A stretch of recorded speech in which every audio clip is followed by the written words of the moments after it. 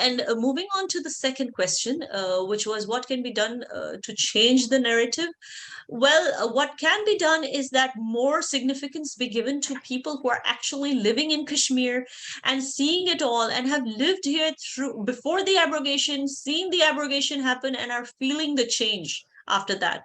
What foreign media must stop doing is stop depending on inputs from people who don't live in Kashmir to talk about Kashmir, who've left Kashmir like 30, 40 odd years ago, and all they're doing is speaking out of their opinion and their mindset and probably a kind of sympathy that they have for this radicalization, a soft corner that they might have, for the puritanical Islam that Meher spoke about, and stop getting inputs, or even from people who seem to be sort of planted by the opposition parties in India. It's very critical to understand this point. You see, in the United States, there are just two political parties, right, to deal with. There are just two oppositions who deal with each other, the Democrats and the Republicans. But that's not so in India. We've got like 1,000 different political parties in each state. You can imagine the kind of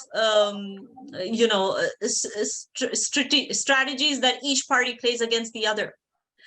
And so there are a lot of such puppets who are planted.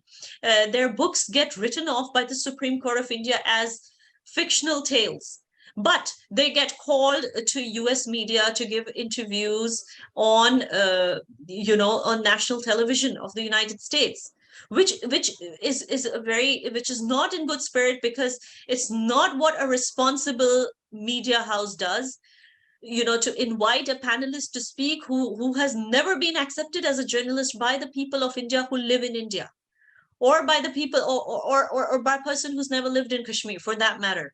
Getting inputs from people who are not on ground, that is one wrong thing that's being done.